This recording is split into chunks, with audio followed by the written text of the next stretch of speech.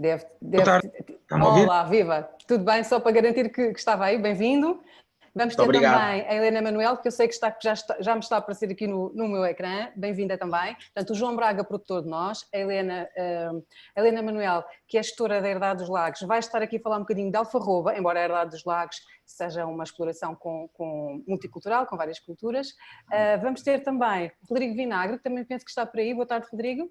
Olá, Isabel, como é que está? Olá, Rodrigo, viva! Vamos falar de amendoim, porque há muita coisa para falar de amendoim, não é? Nomeadamente que existe, não é? Existe, como podem ver ali na fotografia, para não chocar ninguém, todos ali na parede, como as paredes brancas podem chocar alguém, está ali duas fotografias de amendoim. Muito bem, muito bem. Entre outras. Entre outras. Estou a ver aí uma mensagem tauromática a tentar passar aqui para a plateia a mensagem. Olha, os cavalos também são outro dos produtos aqui de casa e por isso estão muito ali bem. E sempre ali estiveram. Muito e não vão bem, deixar de estar. João Freire de Andrade também já está por aí, certo? Boa tarde. Olá, Isabel. Olá, viva, como está? Obrigado. Pronto, bem-vindos todos. Vamos iniciar aqui um bocadinho a nossa mesa redonda. Portanto, o Rodrigo, como já perceberam, vem aqui representar o amendoim. O João Freire de Andrade vem representar a amêndoa. Eu não sei se teve a oportunidade de estar connosco desde o início da conferência. É claramente, por tudo aquilo que nós tivemos a ouvir hoje, uma cultura ainda com imenso potencial, e aquele em que as pessoas fizemos um pequeno quiz a perguntar qual era a cultura que as pessoas acreditavam que tinha mais potencial, e foi claramente a cultura vencedora. Portanto, está no lado dos bons. Agora vamos tentar trazer mais pessoas para os outros frutos secos para serem todos bons, não é? Porque acho que tem que haver aqui um equilíbrio e de facto há aqui imenso potencial. Muito bem. Helena, eu vou começar por si. Olá, boa tarde. Viva, bem-vinda de novo, porque Obrigada. me parece que a alfarroba, sendo uma cultura tradicional, não é? E todos nós temos conhecimento da alfarroba, é uma cultura que de alguma forma nos parece em declínio, estagnada, não há uma profissionalização como os nossos vizinhos espanhóis fazem e, portanto, temos a ideia de que há assim uns alfarrobais quase um bocadinho por carolice, não é? Eu queria perceber um bocadinho no caso da Herdade dos Lagos, É assim... E a aposta nesta cultura. Estou? Está-me a ouvir bem? Eu estou a ouvi-lo bem. Estou. De facto, aqui a Herdade dos Lagos apostou no alfarrobal aqui um bocadinho como uma alternativa à floresta. Os projetos iniciais que existiram foram todos plantados ao abrigo dos antigos projetos florestais. Atualmente estão convertidas em fruteiras e consideramos a espécie como uma espécie fruteira, mas inicialmente foi considerado como uma espécie florestal. Inclusive, eu penso que nos próximos projetos florestais a cultura poderá ainda ser englobada como uma cultura florestal, em associação com os puertos, tudo isso. Aqui foi um bocadinho carolice do antigo administrador da Herdade dos Lagos, o Sr. Dietmar. Eu tenho pena de ele não estar aqui hoje, porque ele é um grande aficionado da alfarroba.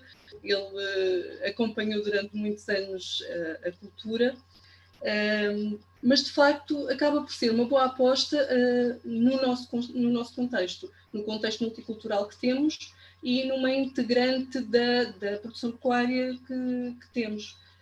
Atualmente... Ou seja, o alfarrobal na Herdade dos Lagos tem uma dupla vertente. Sim. Portanto, não é uma planta que vocês produzem apenas para vender para transformação, mas que também está integrada na exploração agropecuária, não é? Explica um bocadinho esta componente, Helena.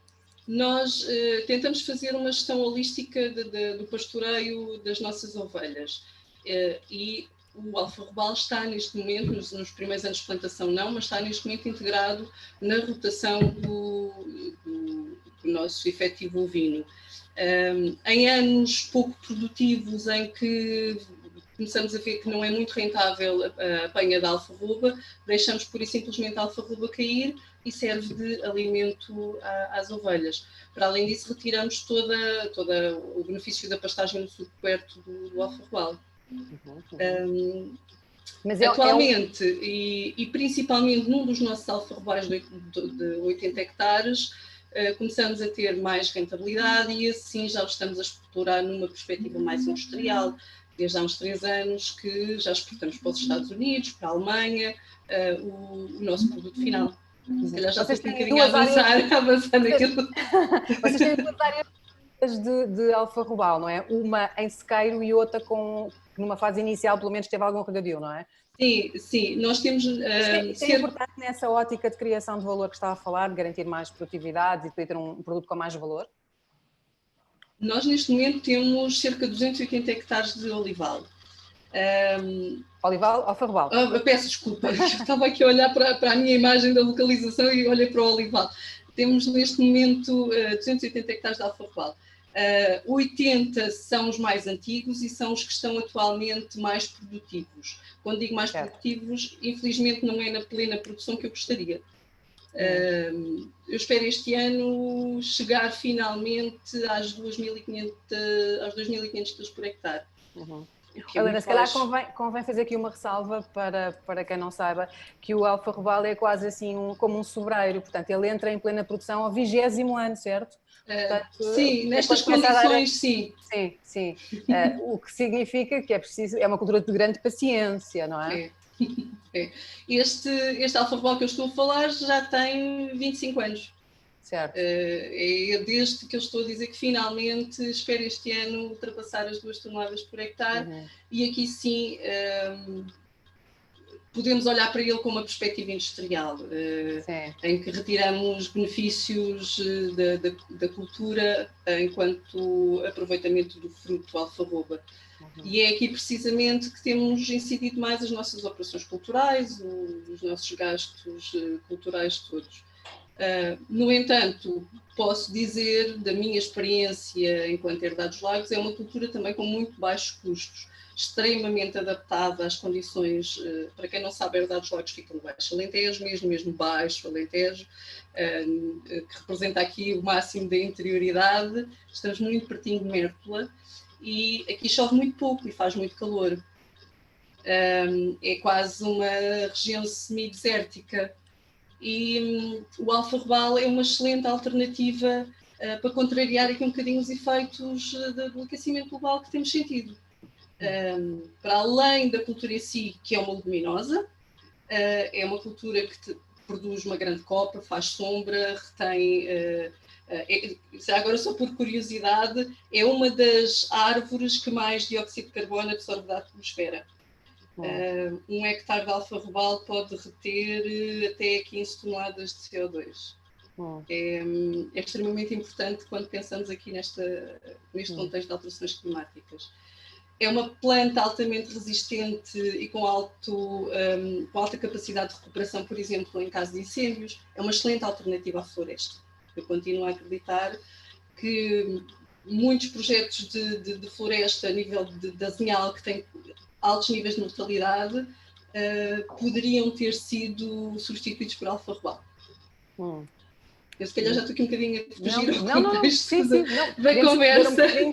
Perceber um bocadinho aqui a ótica, porque de alguma forma um investimento em alfarrobal com esta dimensão, não é? Porque não é muito normal ter estes alfarrobais com esta dimensão, acaba por ser visto como um investimento um bocadinho exótico quase, não é? Ou seja, mas quem é que vai plantar uma área destas de alfarrobal? Quando visto nesta perspectiva muito integrada de uma exploração multicultural, não é? Com várias culturas, e nesta lógica também de poder usar, lá está o alfarrobal como um sequestrador de carbono, e nesta lógica mais sustentável, digamos assim, pode ser interessante. De qualquer das formas, e já vamos falar com outros produtores e já vamos voltar para perceber se conseguimos encontrar aqui uma lógica profissional para o alfarrobal, ou seja, se os nossos vizinhos espanhóis conseguem fazer alfarrobal de uma forma profissional e de uma forma rentável, nós teremos condições para o fazer, mesmo tratando-se de uma árvore em que é preciso de facto investir tanto tempo para poder ter rentabilidade. É um bocadinho esta lógica, não é propriamente a alfarroba, não é propriamente a cortiça, não é? Portanto não tem esse valor acrescentado, mas enfim, já vou voltar a si, Helena, queria falar agora um bocadinho com o João Braga. João Braga, vou pedir para ligar o seu microfone. Já está. Muito bem, bem-vindo de novo. João está aqui a representar os produtores de nós, não é? E tem uma exploração familiar, onde a nós acaba por ter aqui um papel de protagonismo, não é? São 46 hectares, se não me falha a memória. 46 hectares. Muito bem. E é um dos primeiros pomares profissionais portanto, de nogueirais profissionais do país, não é? Porque a nogueira tem uma tradição enorme em Portugal, mas de uma forma profissional fazemos-lo há muito pouco tempo. No Norte, sobretudo em regime de produção atual, não é? Em regime de produção intensivo, pomares regados, julgo que sim. O nosso pomar, nós temos 46 hectares, 30 em plena produção.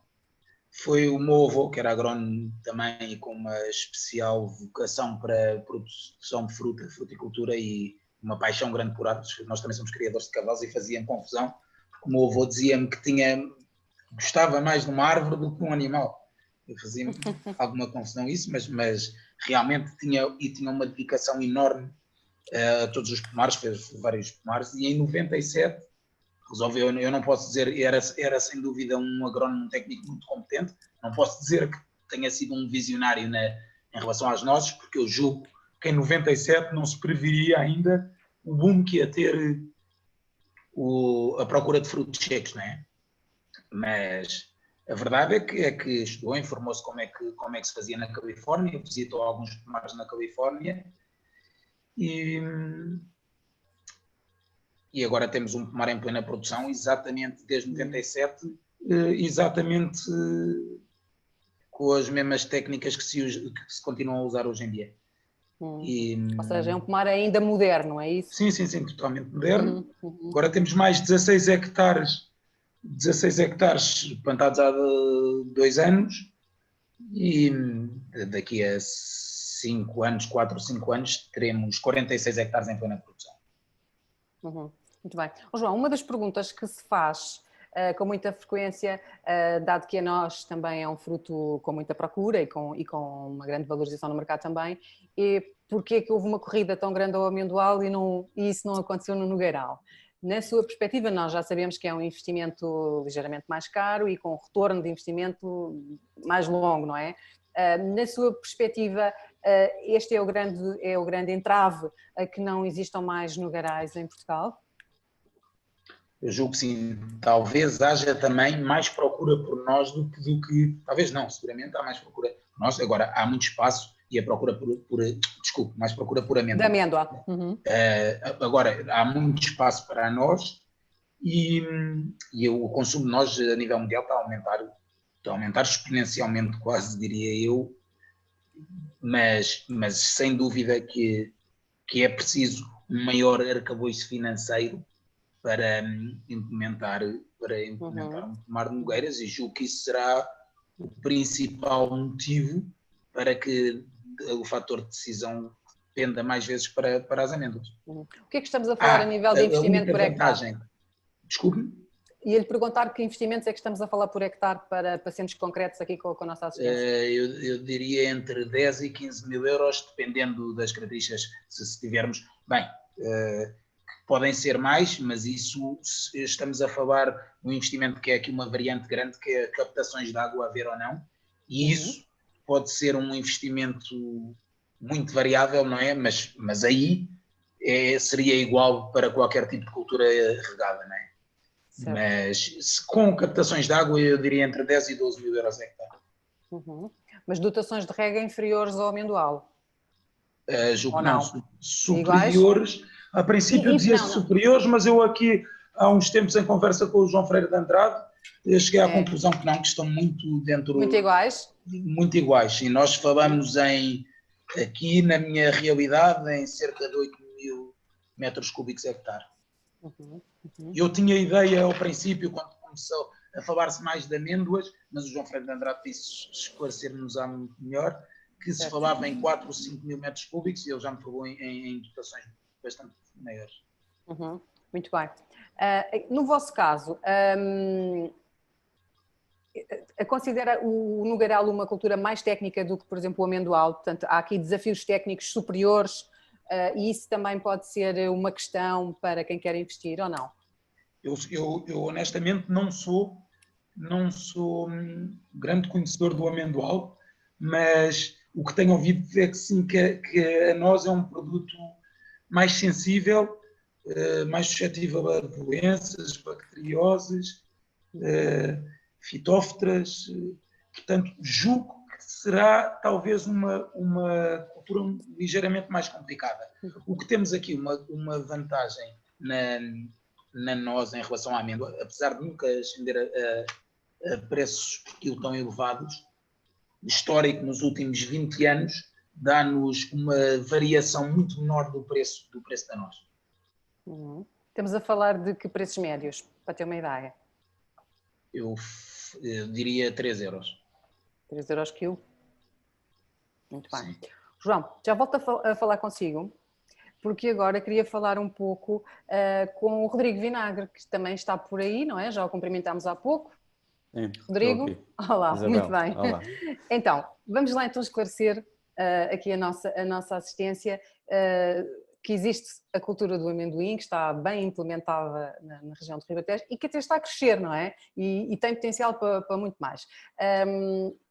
Vamos na 8ª campanha, creio eu, não é? Na 8ª campanha de amendoim que está a ser implementada, aqui com de facto um trabalho muito grande de uma organização de produtores, que é a Torriba, que no fundo foi aqui a grande promotora também da cultura nesta zona. Queria que nos falasse aqui um bocadinho do ponto de situação do amendoim, antes de entrarmos depois em detalhes mais técnicos. Sim, senhora. Eu, antes de mais, queria mais uma vez agradecer o vosso convite, Vida Rural, para dinamizar este tipo de encontros e potenciar novas alternativas à agricultura em Portugal. Um cumprimento especial aos oradores da primeira parte. O Gustavo Caetano já foi produtor de amendoim e é conhecedor da cultura, foi um dos primeiros que começou, estava ele noutra empresa produtora e sócia da Torriba, que produzia amendoim. Um abraço para ele. Aqui do segundo painel, um cumprimento a todos, em especial ao meu primo João Braga, grande concorrente dos frutos secos, das nozes, mas eu dou-lhe uma tarefa, ele não tem hipótese nenhuma, nós vendemos muito mais. Um abraço especial ao avô dele, que foi uma das pessoas que, num princípio deste projeto, nos ajudou bastante a compreender uma vertente do amendoim, que é o amendoim com casca, e que nós em Portugal infelizmente ainda não conseguimos variedades adaptadas. As variedades que existem são muito longas e por isso não conseguimos, mas nessa altura o João e o avô ajudaram-nos bastante na secagem do amendoim, nas instalações deles das nozes. Deu-lhes um bocado de trabalho, é verdade, mas conseguimos fazer ali um trabalho interessante e que deu para tirar bastantes ilações e vermos que temos que nos adaptar, principalmente com as variedades que tínhamos na altura, que não eram adaptadas para a nossa realidade. Isto é a prova de quando conseguimos sinergias, não é? E nos organizamos e cooperamos, corre sempre melhor. As organizações são para isso e mais facilmente conseguimos tirar partido quando partilhamos informação. É uma redundância, mas é mesmo verdade que isto funciona. Parece muito óbvio, mas não é assim tão implementado, não é? É verdade. E ele é o meu primo direito e estávamos aqui tão perto e às vezes eu nem sabia como é que funcionava os secadores da noz e por uma visita que fizemos conseguimos adaptar essa realidade na altura e que nos deu, conseguimos comprovar algumas situações. Muito bem, então vamos lá. Como é que estamos? O projeto do amendoim. Da nós não, do amendoim agora. Do amendoim, o João já me está a puxar. O projeto do amendoim nasceu em 2011, um desafio de um grupo, de uma multinacional, da PepsiCo, em que estava a experimentar, na altura, 3 regiões de produção, que seria Portugal, Espanha e, salvo erro, a Roménia. E, para vocês terem noção, estas localizações são a latitude mais a norte onde se produz amendoim no mundo. Estamos muito a norte. É uma cultura subtropical e com algumas características. Sabemos que o sul de Portugal, principalmente no litoral alentejano, existem produções tradicionais de amendoim e que se conseguem adaptar com solos muito ligeiros e que têm tido algum sucesso.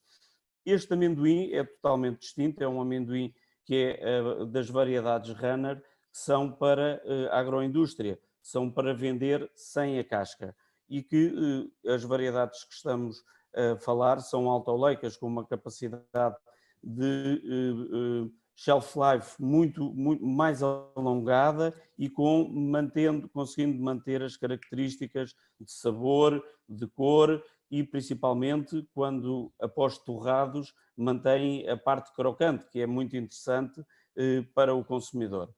E este desafio, quando começou, e chamemos-lhe o ano zero, para terem uma ideia, começou com 9 hectares. Que loucura, vamos fazer 9 hectares de amendoim. Eu nem sabia o que era o amendoim e como é que crescia, é verdade. E adaptámos os semeadores e todos os equipamentos e conseguimos ter algum sucesso e potenciar com este grupo, no ano seguinte, um projeto em que o objetivo era experimentarmos variadíssimas realidades. Produtores com dimensão, produtores com menos dimensão, produtores com áreas de areias, produtores com solos mais pesados, semeando desde o princípio de abril até quase meados de junho, em que este grupo financiou e garantia uma margem ao produtor e foi importantíssimo para o lançamento do projeto. Fizemos nesse ano 300 hectares e estes 300 hectares foi interessante porque foi um ano que correu muito bem. E esse ano, no ano seguinte, tínhamos o dobro das intenções para fazer amendoim e adaptámos a nossa realidade e crescemos. O projeto, na altura, em Portugal, não conseguimos ficar com a parte da secagem dos secadores. Esse projeto foi feito em Badajoz, com outro parceiro deste grupo e que avançaram para esse investimento. Nós cá ficámos mais pela produção e adaptaram-nos melhor. Só para ter ideia, passaram 2 ou 3 anos e o projeto caiu no 4º ano e ficámos com 70 hectares. E pensámos, isto é a morte do artista, já não conseguimos seguir com este projeto. Foi uma boa tentativa, como outros tantos que temos feito e que não têm tido sucesso, e este estava quase com a cruz em cima, e é nesse ano que aparece uma variedade. Estávamos com uma única variedade com um ciclo muito longo e que trazia muitos riscos, principalmente na colheita, mas nesse ano Rodrigo, se calhar explicar aqui porque é que trazia riscos na colheita. Portanto, tem a ver com o amendoim. Pronto, tem que ser... a colheita, não pode coincidir com períodos de chuva, não é? Normalmente, por estarmos também numa latitude muito a norte, temos menos horas de luz e principalmente de temperatura. E se o verão, primavera-verão, não tiver os graus suficientes, é uma cultura que se mantém e vamos alongar o seu ciclo. E não conseguimos a maturação ideal e o ciclo alonga-se, alongando o nosso outono e inverno é chuvoso e o risco é muito grande de perca de colheita. Para dar seguimento a esta situação, nesse ano apareceram 2 variedades mais curtas e tivemos sucesso. E a partir daí, até hoje, estamos e invertemos a situação das áreas com Espanha. A Espanha fazia cerca de 900 hectares, nós fazíamos 200, 300, o projeto tem capacidade para 1.100 hectares, peço desculpa, e hoje em dia fazemos nós 750 hectares e a Espanha está a fazer 250.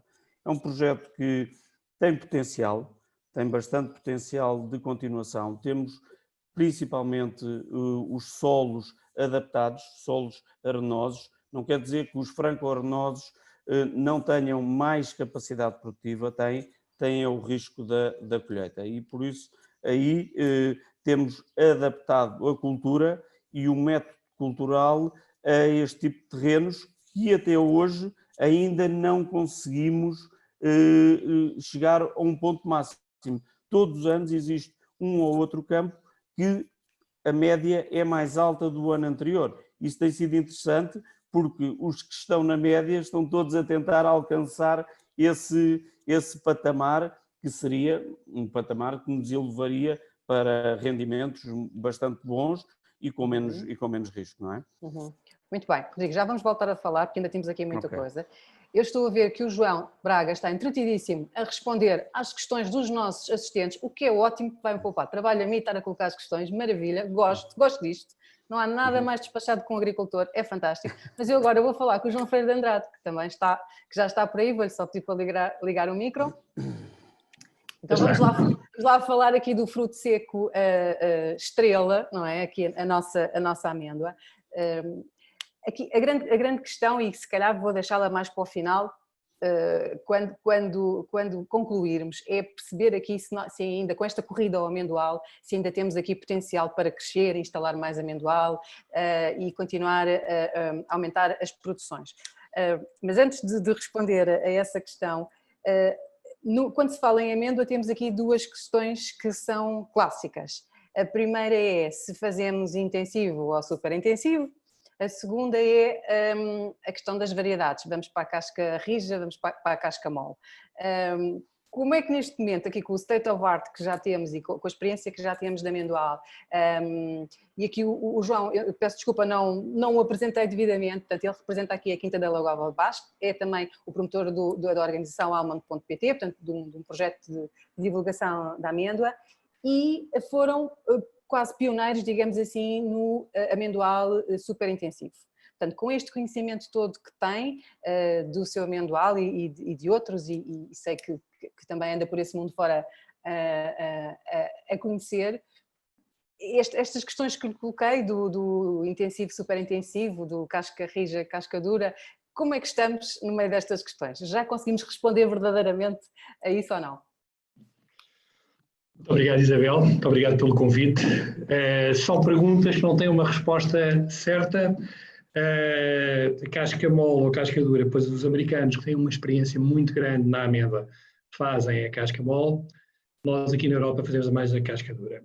Já houve experiências aqui em Portugal com casca mole, as coisas não correram tão bem. No entanto, neste momento existem investimentos grandes, pesados de investidores americanos que estão a fazer casca mole em Portugal, além do investidor também espanhol, que já tem há muitos anos casca mole, e as coisas também não têm corrido a 100%. A experiência que foi feita aqui em Portugal há cerca de 3 ou 4 anos não correu bem, porque uma das variedades que foi utilizada foi a primeira variedade de casca mole em que é uma variedade alta-fértil. Portanto, as duas grandes características das amêndoas europeias e destas variedades europeias é que têm duas características muito importantes, que são auto-férteis, portanto não precisam de cruzamento, não precisam de árvores cruzadas fazer o cruzamento, e são com uma floração tardia. Portanto, na Califórnia, principalmente na parte sul e central da Califórnia, nós temos temperaturas muito altas, com pouca umidade e sem geadas. Portanto, eles conseguem ter árvores e a estrela, a variedade de estrela deles, que é a non-pareil, conseguem fazer essas produções com resultados fantásticos, porque eles não têm geadas. Nós aqui temos geadas e, portanto, o que se tentou desenvolver ao longo destes anos foram variedades que tivessem uma floração tardia. Portanto, uma floração em janeiro tem o risco enorme de ter geadas, o que pode provocar a perca da produção. Outra situação é ser autofértil. E o que acontece é que essas plantas americanas não são autoférteis, portanto é preciso um conhecimento muito grande de como as trabalhar. O investimento, como estava a dizer, foi feito cá, foi com a Independence, portanto essa primeira variedade de autofértil americana, mas as coisas não correram bem. Neste momento, o investimento, é um investimento pesado, grande, com mais de 1000 hectares que está a ser feito neste momento na zona do Alentejo. Tem técnicos super credenciados que vieram dos Estados Unidos e que estão cá a fazer esse trabalho. E estão a utilizar, sim, as variedades americanas, nomeadamente a non-pareil, a Butte, a Padre, a Monterey, várias variedades, e não temos resultados ainda, porque elas têm sido plantadas nos últimos anos, e portanto ainda não temos resultados, mas com os técnicos que cá estão a trabalhar, eu penso que vamos ter resultados. Vamos ter agora já resultados bons. Portanto, aqui na Europa, basicamente em Portugal e Espanha, nós utilizamos estas variedades, são variedades que estão testadas, foram produzidas aqui e foram testadas aqui, nomeadamente em Espanha, muito naquela zona de Lérida, naquela zona da Catalunha, e têm tido resultados muito bons, excepcionais mesmo, e portanto tem-se apostado muito por esta por este tipo de produção, portanto, casca dura. Nenhuma não é, quer dizer, uma não é melhor que a outra, porque depois aqui há muitas coisas que estão metidas nesta discussão, que é, por exemplo, a apanha, como é que se faz a apanha. Por exemplo, as aves americanas normalmente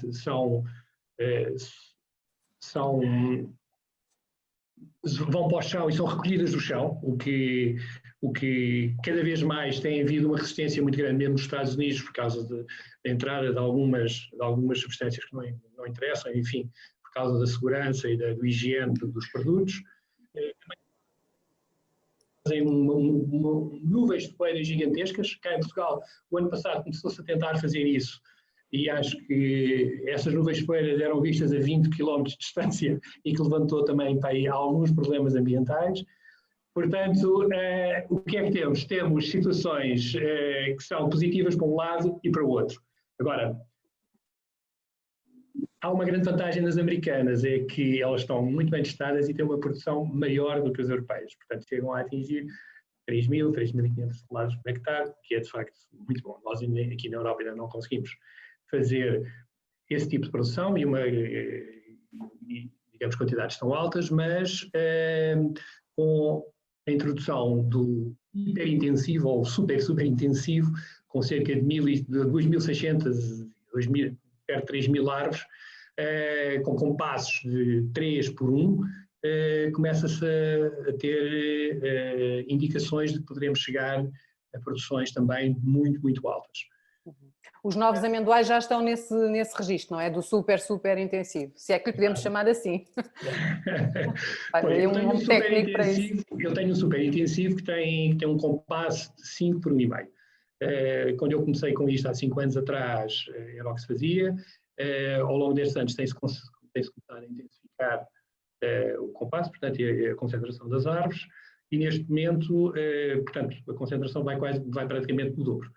Eu hoje em dia estou um bocadinho arrependido de talvez ter posto este compasso, poderia ter apertado um bocadinho mais, mas de facto aquele 3 por 1 também não sei se depois não temos problemas de sombras, ensombramentos e portanto perca de alguma produtividade. E o investimento também é muito superior. E quando digo investimento, o investimento inicial, não é? Portanto, tem muito mais árvores, tem mais rega, tem mais tutores, tem mais árvores, tem mais tudo. Ou seja, se tivesse que fazer um novo amendoal, escolheria provavelmente uma forma diferente. Neste momento, o que é que acontece? Eu tive este ano uma experiência que não foi muito boa com a apanha das máquinas vendadoras, cavalgantes, como os espanhóis dizem, porque portanto, a apanha foi feita no final de agosto, princípio de setembro, e provocou alguma desfoliação das árvores, o que não é bom numa altura em que estamos numa altura em que estamos a fazer a diferenciação floral.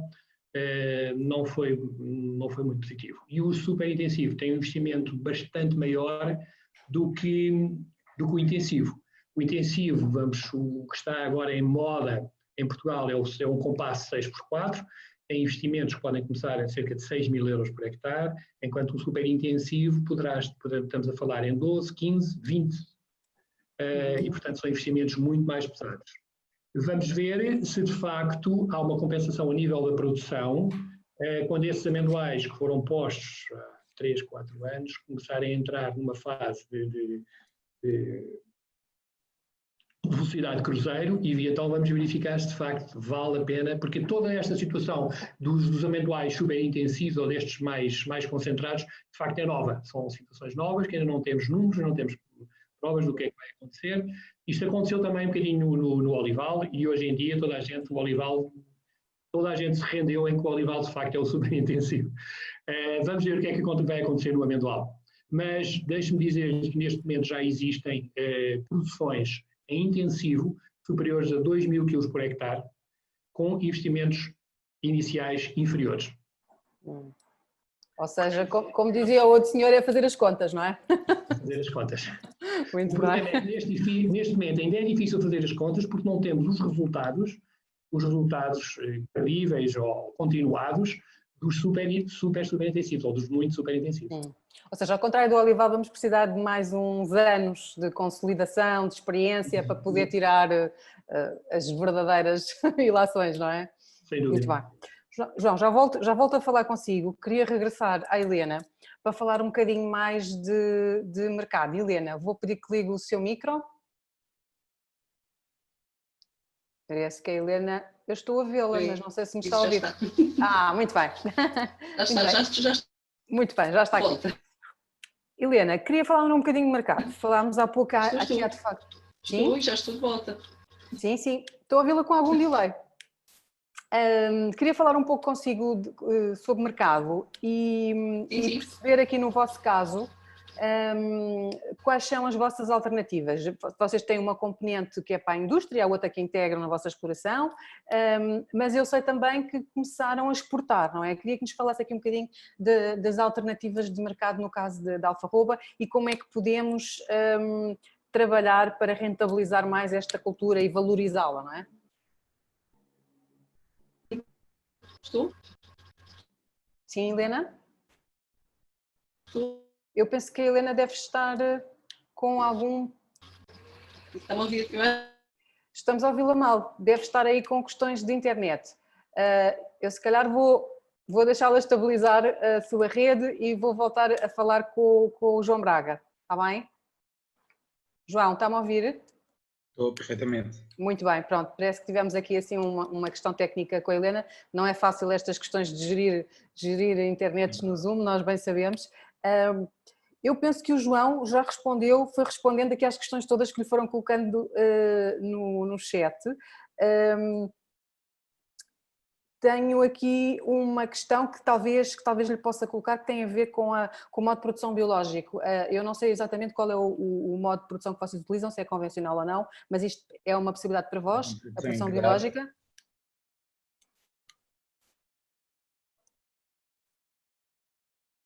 Está-me a ouvir? Não, João, estou a ouvi-lo com dificuldades. É que chatice. Agora não sirvo ninguém. Sim, agora estou a ouvir de novo.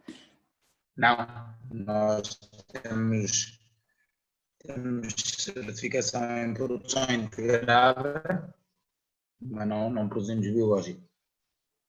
Muito bem. Parece que não me está a ouvir. Não é uma opção. E não é uma... para já... O mercado não valoriza mais este modo de produção? O mercado talvez valorize, ou há um nicho de mercado que valoriza, mas a produtividade é que é bastante mais baixa. E quer dizer, eu acho que a agricultura convencional feita com responsabilidade não é prejudicial ao meio ambiente, portanto temos que fazer as coisas. Eu acho que não podemos ser fundamentalistas e temos sim que ser responsáveis. Eu não sou um grande adepto da agricultura biológica, porque julgo que mesmo em termos de sustentabilidade não é viável. Portanto, acho que devemos, sim, utilizar todos os conceitos que nos possam beneficiar a nós e ao meio ambiente, claro, para haver aqui um equilíbrio produtividade e sustentabilidade que seja benéfico. Muito bem. João, gostava de falar agora um pouco consigo sobre mercado. No vosso caso, quais são os vossos canais de venda? Organizam, enviam para uma organização de produtores? Como é que funciona no vosso caso? Desculpe, não percebi.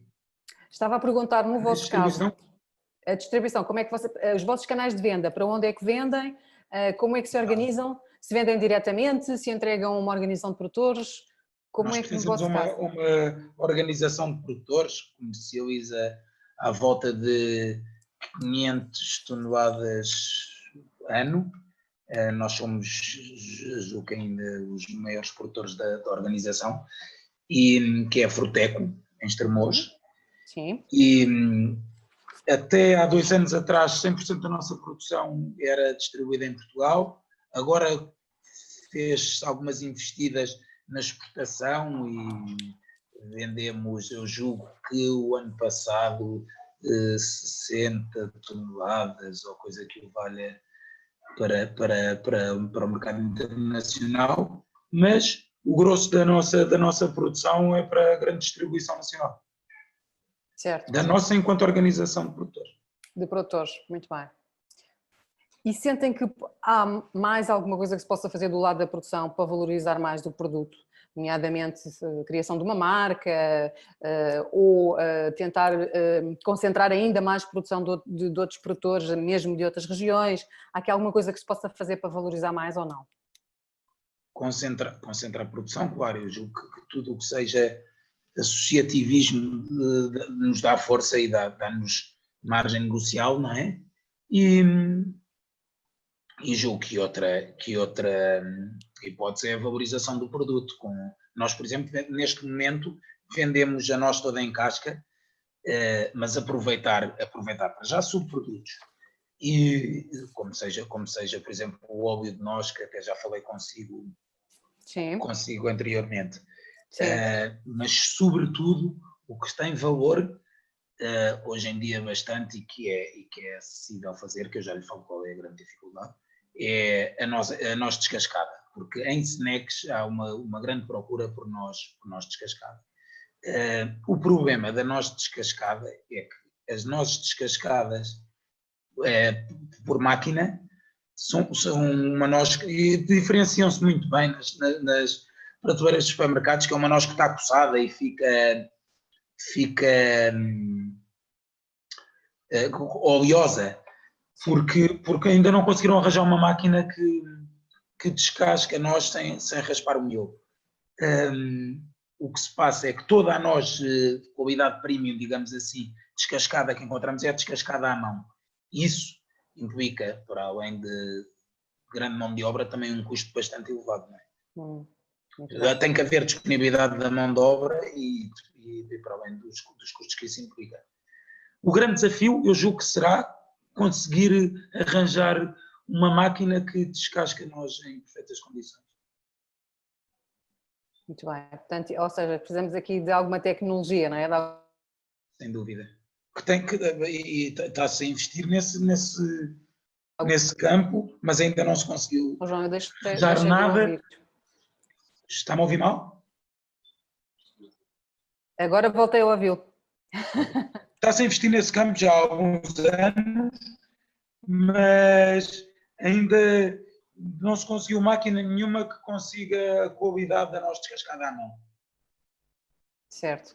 E os grandes produtores de noz a nível mundial para exportação, quer dizer, os maiores produtores são a China, mas falando em produtividade, falaríamos de Estados Unidos e Chile. E são zonas onde a mão de obra não é barata. Muito bem. João, estava aqui a tentar perceber se já respondeu a todas as perguntas que lhe colocaram no chat, mas eu penso que sim, que para si já não tenho aqui mais nenhuma questão. E eu queria voltar a falar com o Rodrigo Vinagre. Quer-se que ligue o seu micro, por favor? Sim, estou a ouvi-lo lindamente e o João não estava nem a vê-lo bem, nem a ouvi-lo. Muito bem. Rodrigo. Pois, mas acho que estamos aqui com a instabilidade dos dois lados. É o Ribatejo Norte, que é muito isolado. Não vamos entrar por aí. Muito bem. Rodrigo, eu sei que a nível de mercado e de valorização do produto, e esta é agora aqui a ronda de questões que queria colocar a todos, vai haver aqui há aqui um projeto novo e vai haver novidades aqui na Torriba relativamente ao amendoim. Queria que nos falasse um bocadinho deste projeto que está aqui na calha. Isabel, não pode revelar as fontes, faz favor. Não posso. Isso são segredos de Estado, quase. Não. Mas, como os segredos de Estado se sabem, este também não é um segredo, é um estudo que está a ser desenvolvido, principalmente que vai dar mais segurança a quem está neste momento a produzir, porque a capacidade de secagem é limitada e o risco está muito concentrado no final do mês de setembro e praticamente 85% durante o mês de outubro. E quando temos chuvas no mês de outubro, depois temos que esperar um dia ou dois para voltar a colher o amendoim e queremos colher a máxima capacidade possível, em que vamos ter o amendoim com mais umidade. E como a capacidade dos secadores é limitada, temos que parar, vamos imaginar, ao fim de 2 ou 3 dias. E temos previsão para daqui a 3 ou 4 dias, novamente chuva. E temos máquinas paradas. E o que nós queremos é dar capacidade, em primeiro lugar, para que, quando temos oportunidades de colheita, conseguirmos colher toda a produção que está em condições para ser colhida. Esse é o primeiro. Depois, e se esta capacidade que estamos a pensar instalar for dando resposta, podemos, tanto no princípio das colheitas como para o final, alargar um bocadinho e pormos mais área nesses 2 períodos. E que aí sim é o crescimento do projeto e podermos alcançar mais área disponível para este projeto e que, posso lhe dizer, o projeto tem estado muito segmentado com uma valorização do produto em calibres grandes e em que os calibres mais pequenos não têm tanta valorização, mas o nosso parceiro identificou uma oportunidade no Mar Báltico, nesses países, em que há um aproveitamento total do produto que é produzido agora aqui em Portugal e parte em Espanha. E isso pode alavancar bastante este projeto e daí para a frente, como falávamos, podermos ter outra valorização do produto, é conseguirmos ter, para além da parte da secagem aqui em Portugal, podermos ter a parte do descasque, da despelagem, do branqueamento e evoluirmos para o produto com outro valor agregado.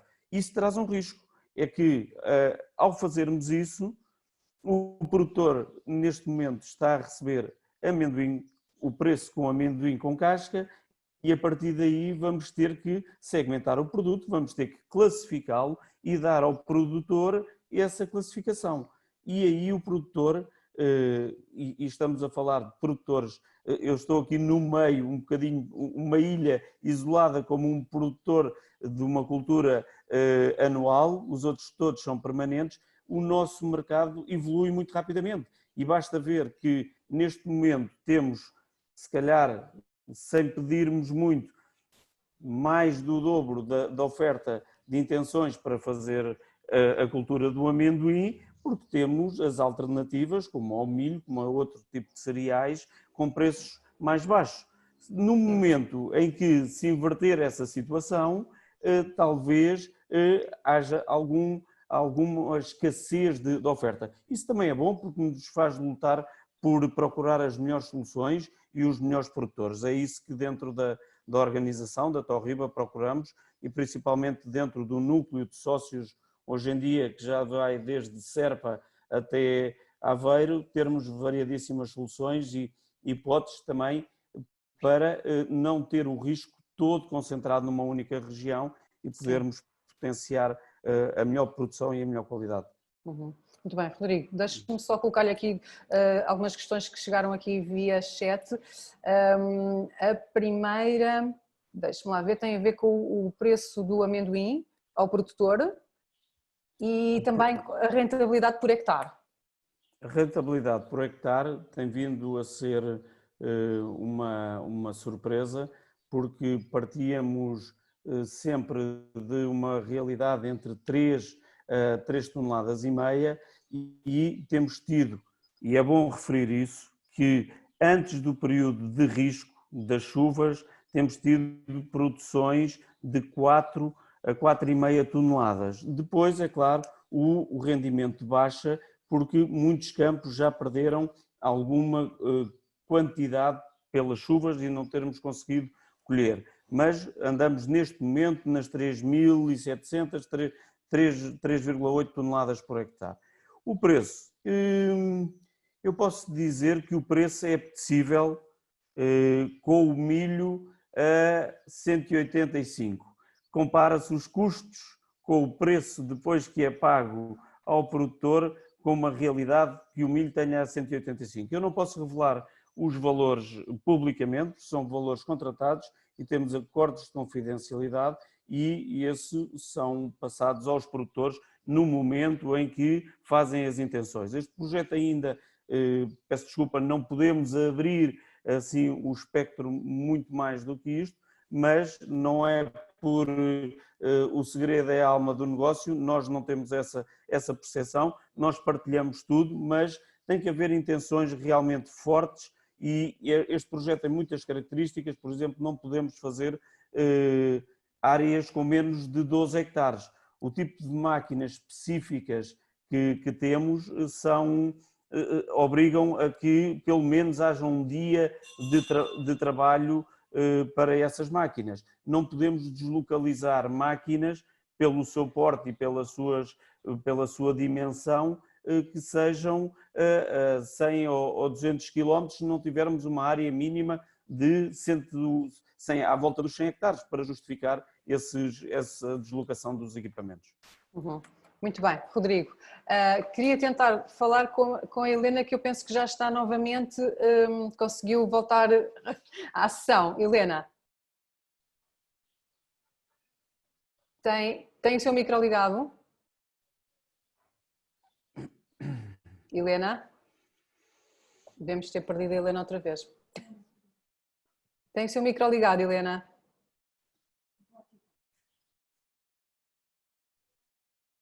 Helena, está-nos a ouvir? Estou? Muito bem. Ok. Bem-vinda de novo. Ok, obrigada. Há pouco. A interioridade tem este preço também. Olha, não vamos culpar a interioridade porque nós estamos aqui na litoralidade e também estão aqui flutuações, enfim, não é fácil gerir aqui a internet. Helena, há pouco estava a tentar perguntar-lhe, quando ficámos sem ligação, no vosso caso, como é que estão a gerir esta questão do mercado? Eu sei que estão a começar a exportar também e quando exportam um produto já transformado, exportam farinha, não exportam alfarroba, ou seja, estão a tentar também adicionar aqui algum valor ao produto para poder criar outros mercados. Queria que nos falasse um bocadinho aqui disso. Sim.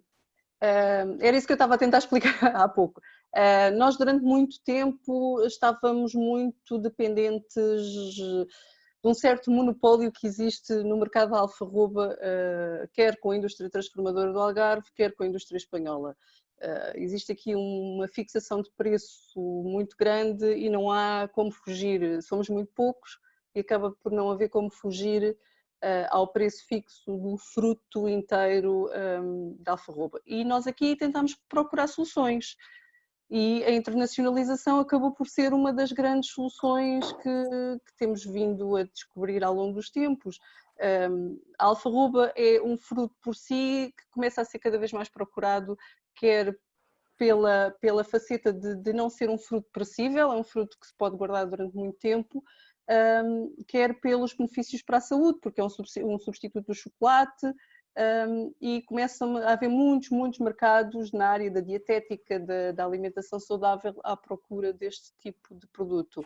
Nesse sentido, começámos a descobrir estes mercados. Os Estados Unidos, por exemplo, é um dos nossos principais mercados neste momento, mesmo com esta situação toda do Covid e da instabilidade do mercado nos Estados Unidos, já temos encomendas para o próximo outono. E aí tivemos de estabelecer parcerias aqui com a indústria transformadora do Algarve. Já agora, só para fazer aqui uma à parte, nós só produzimos biológico e é aqui a grande mais-valia da nossa produção, de todas as áreas de produção que temos dentro da herdade. E é por isso que também este produto acabou por ser muito aceite nos Estados Unidos e no norte da Europa. Nós só encontramos um parceiro no Algarve que nos garante a transformação biológica do nosso produto e, como tal, apostamos nesta parceria. Os Estados Unidos não compra fruto inteiro, compra fruto triturado, compra triturado de alfarroba, basicamente é só a polpa da alfarroba seca que é triturada. E já temos clientes na Alemanha que nos compram farinha de alfarroba biológica para a indústria dos chocolates. Inclusive, estabelecemos agora, é a nova novidade, uma parceria com uma fábrica de chocolates na Alemanha que nos está a produzir para nós, para a marca própria, chocolates de alfarroba. E tem sido por aqui este caminho, uma vez que a produção em fresco do fruto não é de todo rentável, tentámos aqui partir para a transformação e para vender os subprodutos do fruto, por assim dizer, da alfarroba. E neste momento parece-nos que é o caminho. A alfarroba, na vossa exploração, só por si, não seria um produto rentável? Não, vamos aqui só pensar num exercício. A alfarroba está neste momento, e em anos muito bons, a ser vendida a 66 cêntimos por quilo. Eu só produzindo 1.500 quilos por hectare pago os meus custos de produção anuais. Ou seja, se eu não procurar alternativas em que consiga vender o meu fruto transformado a um preço superior, não consigo pagar as despesas para investir neste produto enquanto produto industrial. É só para ter uma ideia, 1 quilo de farinha de alfarroba biológica pode andar na ordem dos 3 euros. E que o custo de transformação é muito baixo, por isso justifica-nos muito mais achar estes canais para venda direta da farinha de alfarroba. Muito bem. Helena, eu sei que um dos pontos que também toca falta um bocadinho de investigação, apesar de ser uma cultura muito tradicional, muito antiga, não é? Mas nunca foi devidamente investigada, e portanto quem quer apostar nela numa forma profissional sente que não sabe escolher o melhor porta-enxertos, enfim, há aqui muita falta de informação, não é? Quer falar um pouco sobre isso? Eu acho que não há quase conhecimento, eu não sou a melhor pessoa para falar sobre isso, há um centro de investigação no Algarve e uma associação de produtores de alfarroba, a AIDA, no entanto, eu acho que a alfarroba, o estudo e a investigação é uma coisa muito incipiente ainda, os estudos que existem são muito pouco divulgados. A alfarroba só por si, plantada de semente, não é produtiva, tem que ser enxertada, porque plantada de semente, tanto podemos ter uma árvore hermafrodita, feminina ou masculina, e masculina não produz. E temos o azar de ter um pomar inteiro de masculinas, não temos frutos. Aqui o ideal, à semelhança de muitas outras variedades, é conseguir encontrar viveiros que produzam plantas enxertadas, com garantia que temos mais de 80% do nosso pomar com plantas femininas. O que é que acontece? Como não há investigação, não se sabem quais as melhores variedades, nem os melhores porta-enxertos, à semelhança de todas as outras culturas que temos ouvido falar aqui, não se faz, não há viveiros a apostar nesta cultura. Que me parece a mim que é mesmo por aí, é pela falta de vontade, não sei se política, se de investigação, parece-me que é uma cultura que tem sido esquecida durante muito tempo. É só para terem uma ideia, em Espanha já há pomares intensivos de alfarroba, em solos profundos, bem drenados, com adubação, com mais de 200 plantas por hectare, são regados, que podem chegar às 15, 20 toneladas por hectare. E então aí temos grandes rentabilidades. Aí vale a pena o investimento. Não estou a falar de solos da Herdade dos Lagos, estou a falar de solos, estamos aqui para perto de nós, para Beja, dos solos profundos, onde os olivais estão a ser instalados e os amendoais estão a ser instalados. Se calhar se houvesse investigação ao nível das variedades, ao nível dos porta-enxertos, eu acredito que se calhar teria uma cultura mais rendável que o amendoal. Isso é um grande desafio. João Freire de Andrade, vai fazer alfarroba? Junte-se a nós à discussão, diga lá. Não faz porque é um risco. Não, acho que para já acho que não. Acho que vou continuar na amêndoa. Acho que faz bem, eu acho que faz bem. As perspectivas são boas. Muito bem. João, eu se calhar terminava com esta pergunta para si. Apesar desta corrida ao amendoal, de continuarmos a assistir a novas plantações, continuo a acreditar que é uma cultura com muito potencial, porque continua a ter níveis de rentabilidade muitíssimo interessantes. E, portanto, é possível crescer ainda mais nesta cultura? Sim, eu penso que sim. Aliás, não tenho dúvida nenhuma. Repare, nós temos que pensar o seguinte, nós não podemos pensar a nível nacional, temos que pensar a nível internacional. A produção portuguesa é 0,3% da produção mundial. Portanto, não tem influência absolutamente nenhuma. Mesmo que se ponham mais 20 ou 30 mil hectares, não vai conseguir influenciar a produção mundial. Portanto, O que é preciso ver e é preciso ter atenção é se, de facto, a nível mundial a procura se mantém e se o que está a plantar a nível mundial é muito e poderá pôr em causa o equilíbrio entre a produção e entre a procura e a oferta. Eu penso que neste momento ainda há muito espaço para isso. E deixe-me dizer-lhe o seguinte, que eu acho muito importante, que é o seguinte. Nós, em Portugal, vimos que o investimento a nível de amendoais foi feito em grandes amendoais. Foram feitas em zonas, quer dizer, digamos que estou a falar do último investimento, dos investimentos que foram feitos nos últimos anos. Claro que tínhamos os amendoais antigos, Trás-os-Montes e no Algarve, que no Algarve praticamente desapareceram, mas em Trás-os-Montes continuamos a ter muito amendoal. Penso que neste momento ainda continua a ser a área com mais a nível de extensão de amendoais, que continua a ser Trás-os-Montes, mas o Alentejo de facto tem crescido muito e o investimento tem sido feito no Alentejo tem sido com amendoais com dimensões muito grandes.